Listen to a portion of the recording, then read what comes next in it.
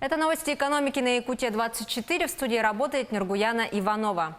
Более 1 миллиона ветеранов и тружеников тыла получат выплаты к 75-летию Победы. По 75 тысяч рублей к юбилею Победы должны получить 537 057 человек. Выплаты размером в 50 тысяч рублей получат 611 384 человека. Отметим, что также в соответствии с указом президента России Владимира Путина в связи с 75-й годовщиной Победы в Великой Отечественной войне ветераны, бывшие узники концлагерей и труженики тыла в апреле-мае 2020 года получат единовременную выплату. Неимущим гражданам планируют упростить процедуру банкротства.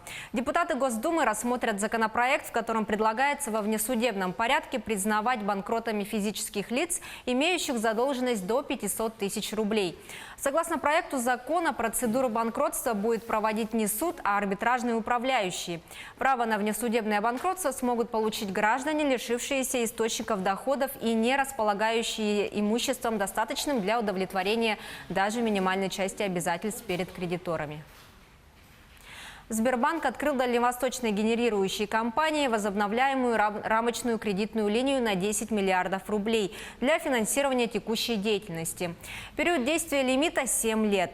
Дальневосточная генерирующая компания входит в Русгидро. Она производит тепловую и электрическую энергию и обеспечивает централизованным теплоснабжением юг Дальнего Востока. В состав компании входят 15 электростанций и 8 крупных котельных в Амурской и Еврейской автономной областях, Хабаровском и Приморском краях и Якутии. Стали известны регионы с самым доступным бензином. В число лидеров вошли преимущественно территории Крайнего Севера и обе столицы. Лидером рейтинга стал Ямало-Ненецкий автономный округ, где на среднюю зарплату можно приобрести 2091 литр в месяц.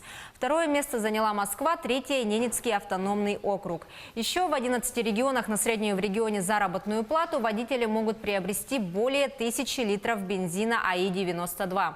К ним относятся Чукотка, Магаданская область, Сахалинская область, Югра, Камчатка, Петербург, Мурманская область, Якутия, Московская область, Коми и Красноярский край.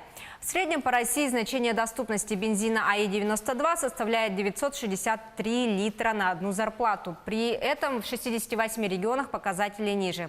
Самая низкая доступность в республиках Северного Кавказа, жители которых могут приобрести на свою зарплату в 3-4 раза меньше бензина. Промышленные компании Якутии трудоустроили свыше 8 тысяч якутян в 2019 году. Из них почти 2500 человек устроились вахтовым методом на сезонные работы. При этом свыше 2000 человек являются выходцами из сельской местности. Отметим, что в Горном, Оленёкском и Хангаласском районах Якутии реализуется проект «Занятость на селе». Проект направлен на снижение уровня безработицы, по нему трудоустроились уже свыше 800 человек. К 2024 году планируется снизить уровень безработицы до 6% и трудоустроить более 33 тысяч якутян в промышленные предприятия. В Якутии могут увеличить финансирование геологоразведочных работ за счет средств федерального бюджета. Такую возможность обсудили глава Якутии Айсен Николаев и генеральный директор, председатель правления Росгеологии Сергей Горьков. Стороны также рассмотрели снижение объема финансирования на региональные, поисковые и оценочные работы, которые сказываются на развитии минерально-сырьевой базы республики. Обсуждение коснулось также и совершенствования нормативно-правовой базы в сфере недропользования. Отметим, что Росгеология ведет работы на 23 объектах Якутии, из которых 15 на твердые полезные ископаемые и 8 на нефть и газ. Предприятие заинтересовано в расширении работ по геологоразведке алмазов, золота, серебра и других полезных ископаемых. Учащиеся Алданского политтехникума будут обучаться в фирменных аудиториях компаний «Полюс Алдан» и «Селигдар» с сентября этого года. Кабинеты будут оборудованы за счет компаний цифровой техникой и оборудованием для практической работы. Компания «Селигдар» оборудует учебную аудиторию по горному делу, которую в скором времени снабдят цифровой техникой. Также в кабинете появятся интерактивные стенды по горным машинам и горному оборудованию.